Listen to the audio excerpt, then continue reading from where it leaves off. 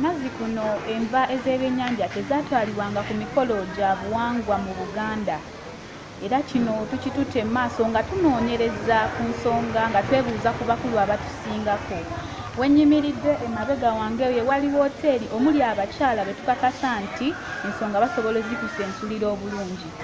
Bano abataagadde kubaatuukiriza mannya gaabwe wadde ebibakwatako be batunnyonnyodde nti mu Buganda enva z'ebyennyanja zaatwalibwanga nti za bisiraani, nti era zaasobolanga okwagala okulakira abako abazze so ne basezaala baabanga mu bidaala.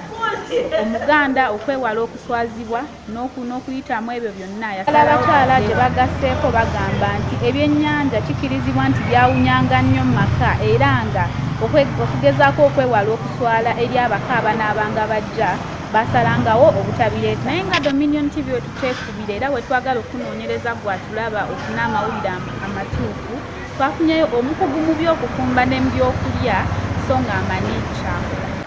Nsanyusa okulaba nange okusanga mukwano amanya nange nzagala n'ebyokola emukumbi omukumbi. So nga bwe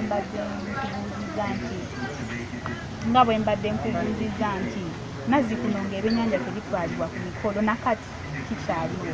Gwe ng'omufumbi akoze okunoonyereza ku mmere ey'enjawulo ng'ate ofumba ne ku mikolo egy'enjawulo, olowooza kyava ku ki?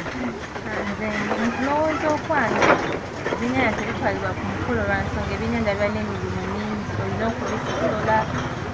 Jjukira biba n'amagumba mangi, amagumba gayinza oleeta obuzibu ne galakira abantu. Kati okubyewala ebyo byonna oba oteekwa obutabitwala ofumba ebirala.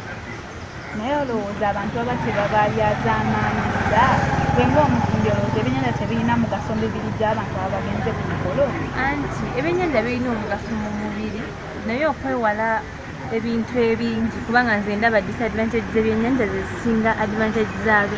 Kati kubanga era ebyennyanja abantu babirya mu maka gaabwe, kati ne ku mikolo ekyolumu tewakireka kubanga kale era babaako bye batangira signa mama oba tebasobola bibatuusaako oba nti oba tebasobodde bikira naye because baba balina like bye beewala obutatuukawo.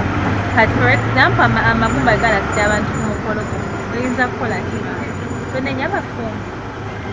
Kati oba olaba abantu abasinga tebafumba byennyanja nzanyo gyewalowooza. Tweyanziza nnyo ngaabwe weewuliriddeko gwandaba ku Dominion TV, nkwebaza nnyo era oba olina kyoyagala okuteesa oba okuwabula oba okwogera ku mulamwa gwe tubaddeko YouTube page yaffe eri Dominion TV. Obadde mulabi mulungi nnyo owa programu yo Concern, nange omuweereza wo Pauline Nanyonjo. Tusisinkane mu programu eddako n'ebinyuma bingi. Dominion TV, informing the generation. Dominion Television, the informants of this generation.